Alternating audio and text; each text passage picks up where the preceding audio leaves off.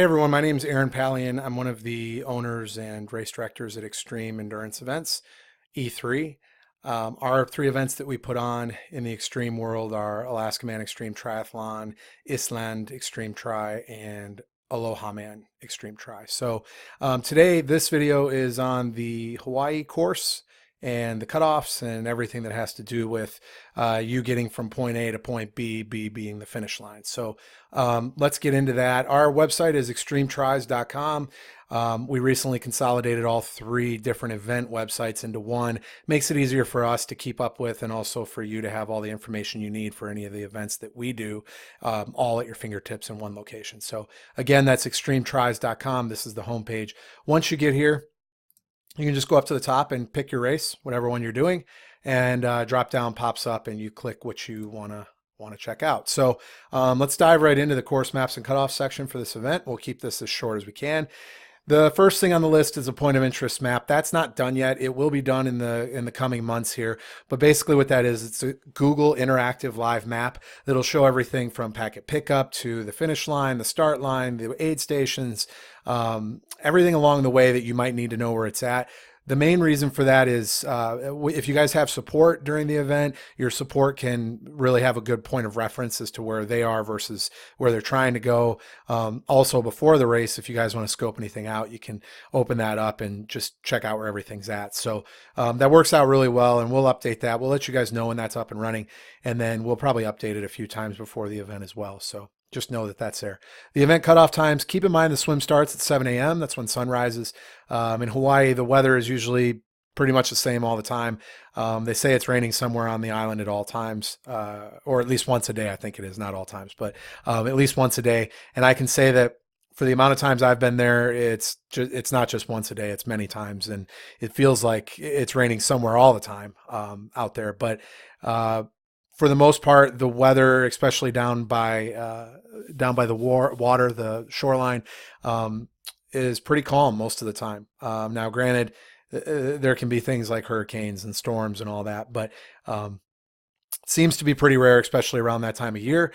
If anything were to happen that weather-wise that would force us to either cancel, postpone, shorten, or alter the course in any way, just know that as far as the cutoffs go, even if the course was, let's say, shorter, we're going to do everything we can to give you guys the same pace average that we've said you're going to get from the start. So even if it went from 2.4 miles on the swim down to 2 miles or 1.5 miles, whatever it might be, if we alter that, we're going to give you the amount of time that when you divide it out equals that 337 per 100 meters. So if we can't do that, there's going to be a really dramatic reason why we can't, and I can't see that happening. But just know that our goal is never to change anything and make it unfair or to give you any surprises out there. Our goal is to always give what we present at time of registration, but know that with the X-Tris, they're extremely prone to, because of how remote they are and the conditions of the event, they are prone to changes having to happen. So just bear with us on anything like that, and please roll with the punches. So 7 o'clock start, 9:20 a.m. overall swim course cutoff. That, as I said, is 2.4 miles. It's a 2-loop swim. It gives you 3 minutes, 37 seconds per 100 meters. With any of these that I'm going to go over, we reserve the right to pull you from the course at any time. We may institute checkoffs along the way to make sure that you are maintaining that average pace cutoff time that you need to be, because what will happen is a lot of people will fall behind. And then if we, talk to them during the course of events, they'll say, oh, well, yeah, I know I'm behind, but I have technically till whatever time that course is cut off, and I can make up that time. I'll pedal harder, I'll run faster, swim faster. And that's almost certainly never the case. If you're at the back of the cutoff time and you're falling behind, you are most likely, almost certainly, not going to be able to make up time. Then once you make it up, even if you do, be able to maintain a faster pace to stay ahead of that cutoff. If you find yourself at the cutoff in a normal race that's not an extreme triathlon, of course that's possible, but in an X-Tri, that's very, very unlikely because the course just gets harder as you go along. So keep that in mind. When you guys are training, please don't train for the cutoffs. Have aspire to more, to a better time. If you want to place a cutoff that you're shooting for, ignore what we have here and make them faster, so that if you hit your own cutoffs, you're still way above ours. So 6:30 is the bike course cutoff time. That's 112 miles. Originally, we had set 125 miles on this course. But we had a world-class athlete in Lars Finanger come out there last year, do a run through the course, and he had trouble getting back before sunset. He got back right at sunset, and he did the 125, which was like almost 13,000 feet of climbing. Now, granted, he'll be the first to tell you that he did not train like he should have at all for it. It was a last-minute thing that him and I talked about for him to come out. And knowing his skills as an athlete and his talents, I knew that even if he didn't train, and so did he, that he'd be able to complete it. So if he was trained up, I think he would have got in well before sunset with plenty of time.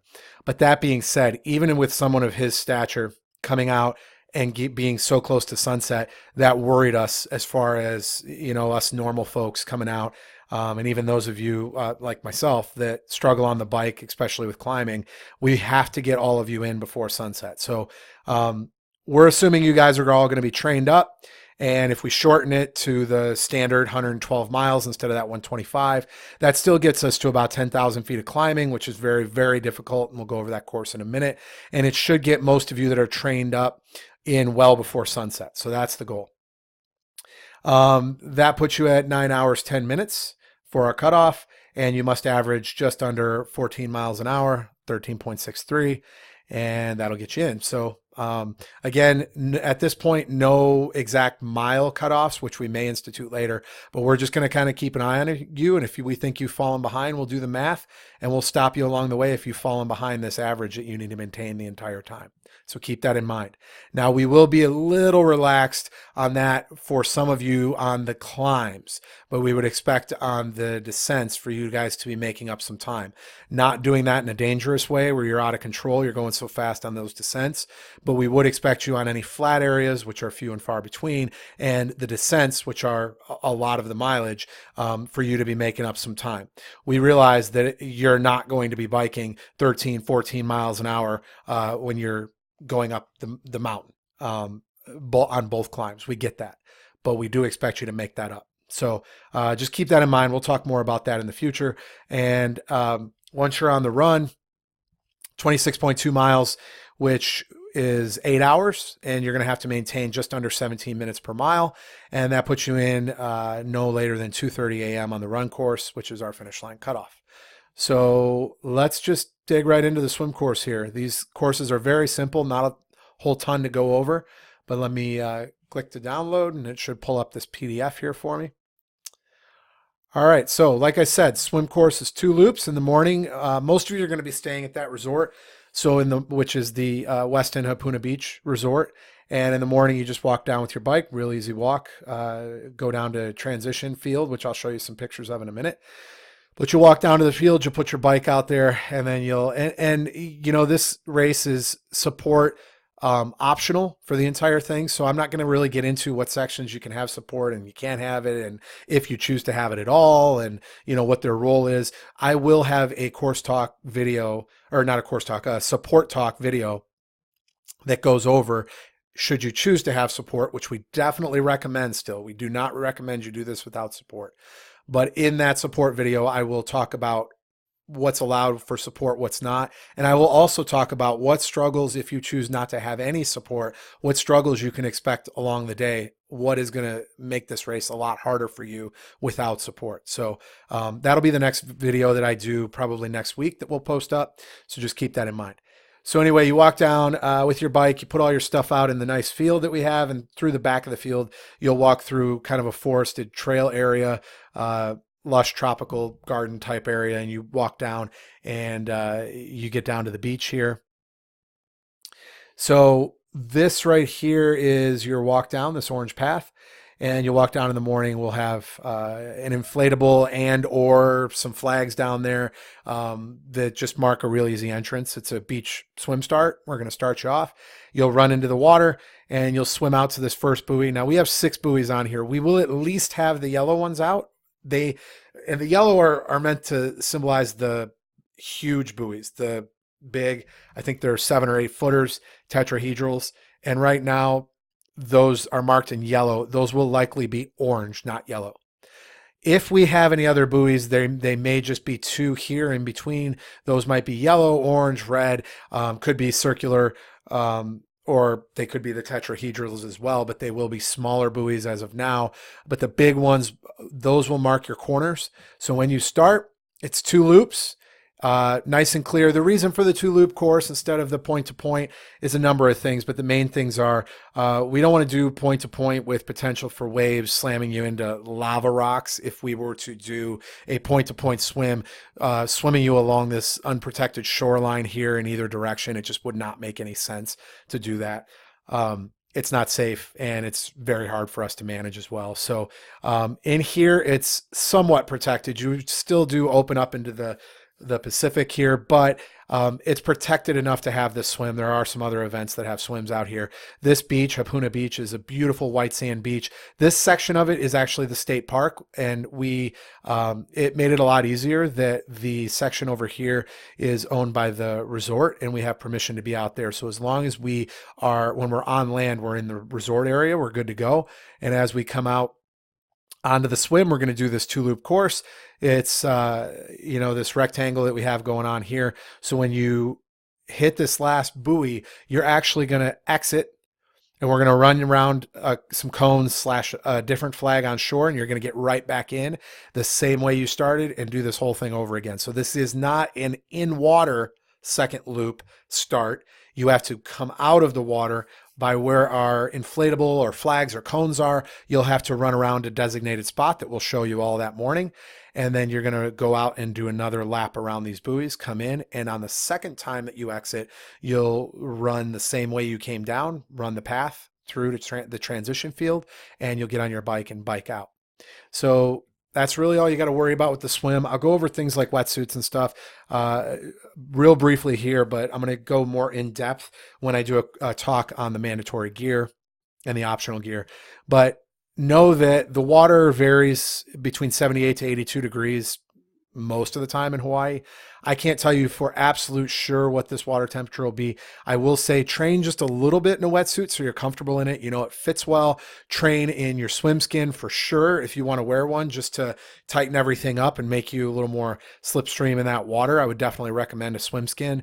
But again, train a little bit in that wetsuit just in case we allow it. If we allow it, I would definitely say maybe go with the swimless or the sleeveless. I'm sorry, sleeveless. You can do the wetsuit shorts, whatever. Anything that gives you some flotation is fine with us. Does have to be 5 mil or less if we allow the wetsuit. Swim skins or swim skins, if those are what's allowed instead. So bring everything, prepare for everything. Just know it will be a warm swim and wetsuits may not be allowed. So that being said, I mean, the only other thing is going to be the latex cap we give you. It likely won't be silicone, just to keep you kind of cool there. Those caps can surprisingly lock in some heat. So you got to wear that. You got to wear goggles and a swimsuit of some kind. And that's it, guys. That's the only requirements we have for this swim course. And I'll go over more of the goggles recommendations for like the tint that you have in those, depending on where the sun is and all that later. But you get out of the water and you get to your bike, and let's look at some of the pictures real quick. I'm sure that most of you have looked at the photos if you've registered for the race or you've thought about doing the race. But let's real quick just look at some of these swim photos. This is the resort here, the beach you're going to start from. This area here is the semi-protected cove / bay area. That's Lars swimming with a kayak while he did the practice swim out there. Just some aerial shots of the beach and the coastline. That's a shot of the entire swim course. So you'll start out here. You'll come out to about here. And I'm hoping you can see my cursor. And you'll come straight across, all the way across here. You'll come in.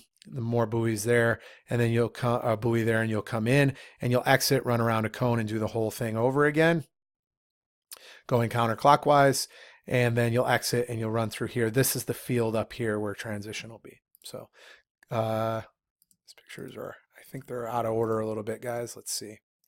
There's a close one up of him swimming. Beautiful water. You can see down to the bottom for a good chunk of it. It might get too deep on the far end to see, but Lars was saying he saw just sand most of the time and fish out there. So more beautiful pictures of the swim course. This is our view from the resort. The field where transition will be is right off here in the distance, and you'll walk down. You can see the ocean here at sunrise. You'll walk down to the ocean. So let's see here. Okay, so when you come out of the field, this is the view you'll see. This is one of the two connecting roads to get out to the Queen K. So I'll show you that, but I'm going to go back to the website and go over the map with you before I show you those pictures.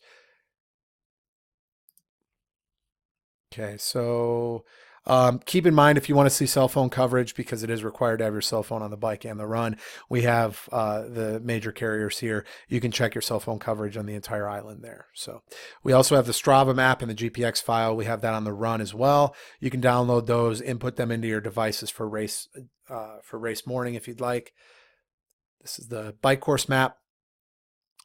So what you can see here, guys, is the road that I just showed you on that photo is right here. You have to turn onto two side roads here over by the state park to get out onto the Queen K. So it'll be a left turn as you come down, and then it'll take you out to the Queen K. You'll turn right on the Queen K.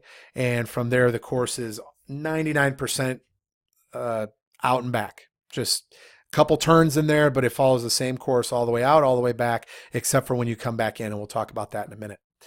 So you will, to get out to Saddle Road, which is where a majority of the climbing is, the unbelievable views. I mean, let's be honest, though, it's Hawaii. Everything's unbelievable out there for the view, for the scenery. But this is just absolutely spectacular out here by Mauna Kea. But to get out there, you're going to make a left turn off the Queen K onto Waikalua Road. Now, keep in mind, this is not like other bigger triathlons that can warrant shutting down lanes, having police at all the intersections. We have talked to DOT and the cops, but you guys need to, and we have permits submitted and all that kind of stuff. So we've done what we are supposed to do, but keep in mind that we're going to have around 100 people at this event first year, and we hope it grows. But at the end of the day, no matter what, it's going to be 250 people or less at this event. We want that small, intimate atmosphere with this. That's what X-Tri is all about. So even at our best, let's say if it was at 250 people, you're going to be so spread out after the swim even, let alone halfway or more onto the bike, that you might not see another rider for a lot of it. Now, that being said, you're gonna come across a couple stoplights and some stop signs. You are expected to obey all rules of the road, just as you are on a group ride, training ride where it's not a race. There's nothing coned off. There's no stoppage at the intersections by police waving you through. As of now, there is none of that. And we've talked to the police and DOT about that, and that's fine. That's the way these races are supposed to be. If that changes and their concerns, and they have concerns, let's say, about intersections, and they wave you guys through, we will let you know that ahead of time. But as of now, your plan needs to be that if you hit a stop sign, you stop if it's red. If it's yellow, you're not blowing through it, you're stopping. If it's green, you can go through. But keep in mind, guys, cars out there, just like with anything else, don't expect to necessarily see a bike. So even if that light's green and you have the right to roll through it, I would look behind you. I'd look head on a swivel, 365 degrees or 360 degrees. I'm sorry. Just make sure that you're always responsible for your own safety out there, guys, as much as you can be. We're going to look out for you, but this is a completely open course. You don't have your own lane. You're using the shoulder the entire time as it's safe to do so. And if you see something, you're going to see it ahead of time. Your field of view, I mean, you should be able to see up your visibility. You should be able to see something if it's on the shoulder long before you get to it. Last year, I know there was some roadkill. It was a huge pig, a boar that was out there on Saddle Road out here. And Lars saw that thing a mile away, so he knew to avoid it. But before he shot off the edge of that shoulder and came onto the actual road, he looked behind him. He made sure it was clear. So I want to say, for the record, we expect you to do that. We expect you to obey the laws of the road, okay? We're going to have some flaggers out there just to kind of keep an eye on things. We know as you guys race, you're going to kind of be out of your mind. So on some of these turns and these U-turns, we're going to have our own flaggers, volunteers, staff out there just to make sure that as you're doing a U-turn, you've looked and that it's clear. And if we see something that maybe you don't, we may safely try to kind of half step in front of you, wave you down, whatever's safe for us to do to make sure that you stay safe the best that we can. We're going to try to look out for you the best we can out there as well. So I know that was long-winded, but I had to say that. So guys, as you come through Waikalua Road, this is a winding area in here. It's beautiful, lots of climbing, really green. And then you make your way over, make some turns, and you get onto Saddle Road, which is how you get to the highest part of the course. There's two major climbs. It really starts from like mile 8, mile 9, climbs all the way to like 42, and that is going to top out at the base of Mauna Kea. We are not climbing Mauna Kea or Mauna Loa. We are staying on Saddle Road. So the highest you get is the highest that Saddle Road goes, which is the base area of Mauna Kea. So we're not climbing that for a whole bunch of reasons. We can't climb or run that as an event. I definitely say that you should check that out before or after the race. Take a vehicle as high as you can go, rent a 4-wheel Jeep, whatever, and whatever you're permitted to do on Mauna Kea. It's unbelievable up there, but we are not using that as part of the race beyond just going by it. So you'll reach the base of that, which is where we'll have some type of aid station, probably out of the back of the cars. We'll have a medic over there, and we'll kind of take a look as you go by. You're going to descend very quickly, so we recommend maybe getting up out of that arrow position if you're not comfortable, or if you are, that's fine. Just check your brakes, make sure everything's working, because you are flying downhill. Do not let that get out of control, especially if the weather's bad through there. It's usually cloudy and misty and cold and windy because you're up so high. You're up going towards 7,000 feet up from sea level. So I think it tops out around 6,700 feet up there. But you're going to descend rapidly all the way down to the U-turn at 55. It is relatively flat over here. There is still a bit of a descent there, but we're going to try and pick a spot where it's not quite so crazy on the descent, so you have a little more control, but you are going to have to brake as you turn around and come back up. If you have to get off your bike for any reason, to adjust anything, to go to the bathroom, anything, I would make sure you do that on the descent when it's safe to do so.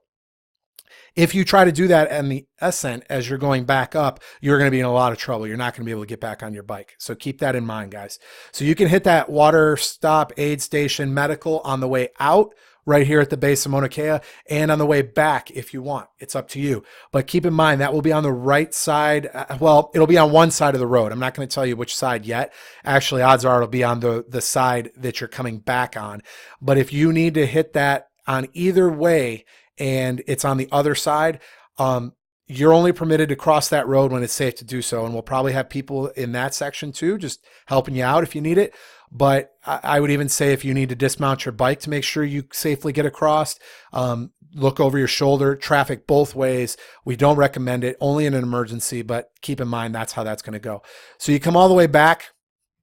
And again, keep in mind the descent can get pretty nuts, especially if the weather's bad or it's windy, which it will be. Disc wheels are not allowed. Deep dish wheels are in the back, but you cannot have a solid wheel in the back. They are not allowed because of the potential for high winds.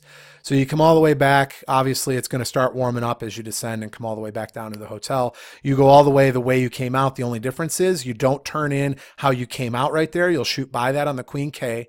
You'll turn right, and you'll do a little loop underneath the highway so it protects you and you don't have to cross over the busy highway, midday or even sunset. When you come back in, it's a lot busier than when you go out. So you're going underneath. This is a really nice groomed area. It's a golf course / neighborhood. You come under here and you get right back to transition. Okay, so that's it for the bike. It's about 10,000 total feet of climbing. Most of that's done in the first climb, but you're going to do a good section of that also once you hit the U-turn to come back up to Mauna Kea. But it is brutal. Just get in the mindset of climbing somewhere between 5 to 12% climb it'll be probably about 35 miles of it that you're going to climb like that on that first climb. So it's going to take you a while. For most of you, it'll take at least 2, if not 3 hours of climbing there. So keep that in mind. All right, Let me show you. I'll show you pictures of all of it in a minute. Let me get onto the run real quick here, guys, as we approach 30 minutes. So as that pulls up, let me pull up the pictures here again.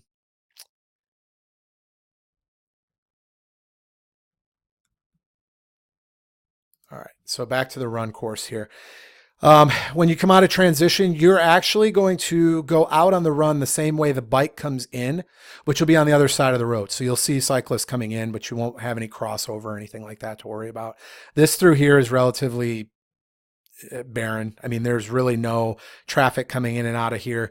Those of you that have support may have support cars coming in and out, but the speed limit's really low. And when you run out of there, you know, you're going to be able to hear and see cars, and they can see you too. So, but again, even on the run, head on a swivel, be responsible for your own safety, know the course.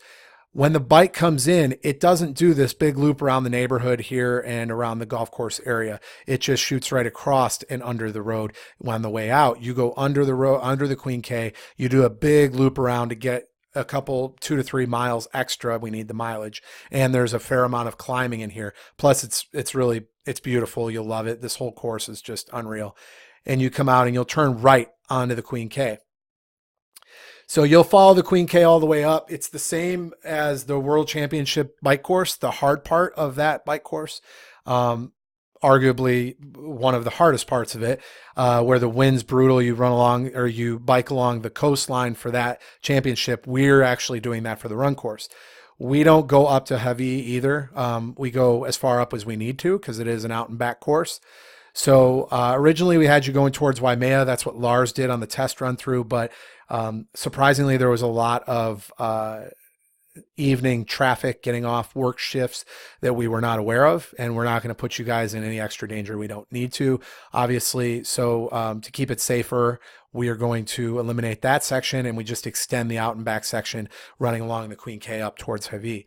So you're still going to get that 1,800 feet of climbing, which for X-Tri standards isn't a lot on the run, and there is no dirt or off-road section for this as of now. That may change in the future.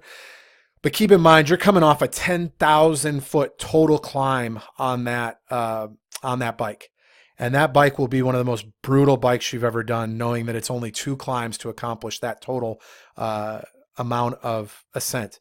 So between that and the wind, the potential for bad weather, we didn't want to overdo it on the bike course. And, you know, 1,800 feet is nothing to laugh at on the bike or on the run course. So, on this run course, it's just a steady climb once you get out here on the Queen K, and you're just going to go all the way out. There's a couple areas where you have to kind of make some right, veer right to go around a gas station in here by where the historic section is, and the port and the bay and all that kind of stuff. But it's relatively easy to see. You're not going to get lost there. We're going to mark it. We'll have a vehicle there and stuff like that. So keep in mind that most of you are going to come in off the bike hovering around sunset. And for that reason, you have to have not only a way to keep enough hydration and nutrition on you between the water stops, which are going to be, or the aid stations that are going to be every 10K. So you have to be able to carry enough on you to make it from 10K to 10K to 10K along the run. But you also have to be lit up, whether that's a Nox gear lit up vest that you wear, which we recommend, and I'll go over that when I do the video on gear, or whether that's just lights on your shoes and you have wristbands that light up or whatever. We have to see you coming. Cars have to see you coming and everything. Okay.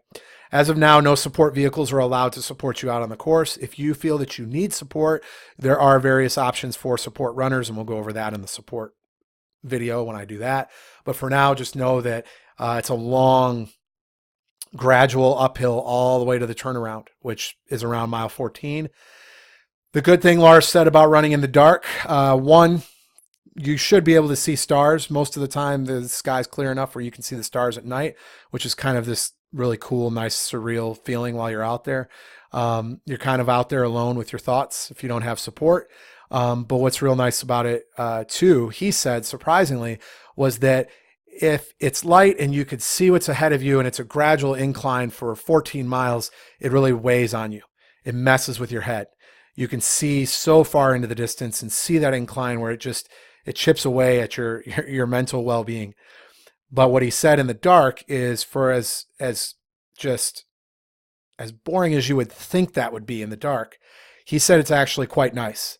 The fact that you just see step after step, it makes it go by faster, and you don't see that incline. You don't see how far you have to go in the distance. And he said it actually made it go by quite a bit faster for him. And I can attest to the fact that he was in really good spirits throughout that run. For as much as that bike tore him up on the run, he was killing it. And he said it was his mindset through that run was a lot better than seeing the course, which, knowing how good Lars is, he always sees the courses as he's running. He's never out there in the dark anyway. So that was pleasant to hear, and I wanted to pass that along to you.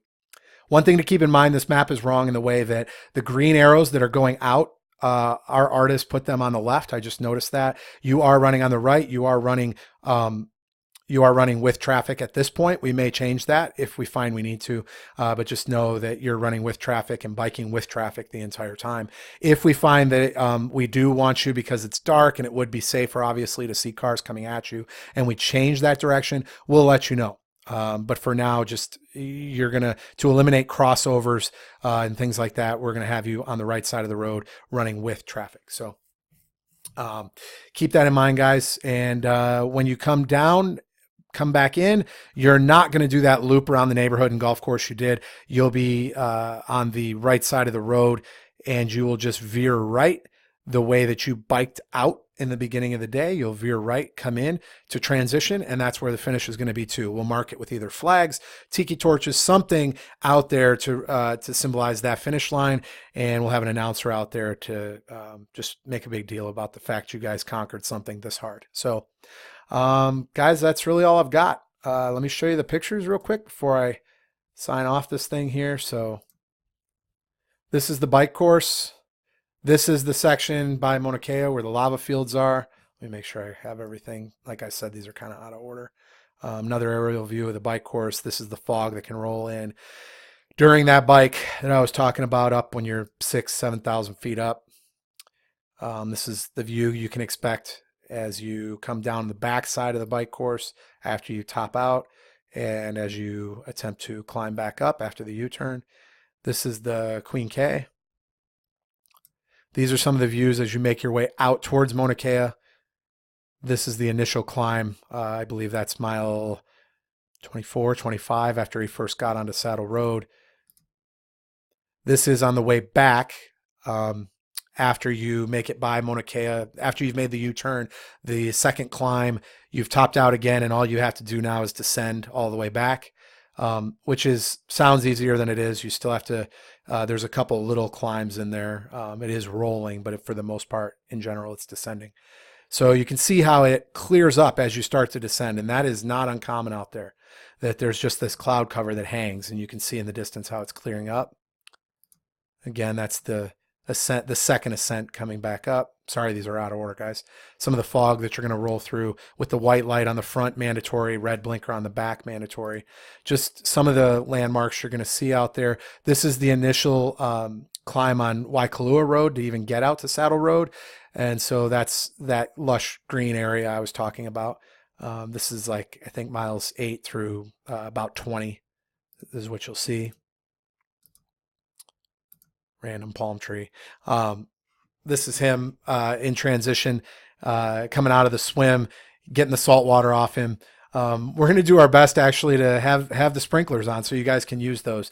I don't know how well we'd be able to get big hoses out there or anything for you guys to wash off, but the sprinkler worked great for him, and there were a whole lot of them. So we'll avoid that with transition. But as you come out of the swim and work your way up to transition, you should be able to wipe yourself or get yourself all hosed off. So let me find the run photos here for you guys. So real quick, just a few run photos. This is over by the Port Bay area when you start to hug the coastline on the Queen K to go up towards Hawaii. This is as sunset ended, got darker, just some motion shots. This is sunset before he got there on the Queen K. This is that section where he's running around the golf course neighborhood area, the 3 miles prior to getting out on the Queen K. And that's it for the pictures, guys. So that's it. If you have any questions, let us know. Email us, private message us, ask questions in the group. There's people that live in Hawaii that could answer things too as well. So that's it, though. I'm going to sign off for this episode, this webinar, and I'll talk to you soon. Thanks. Bye.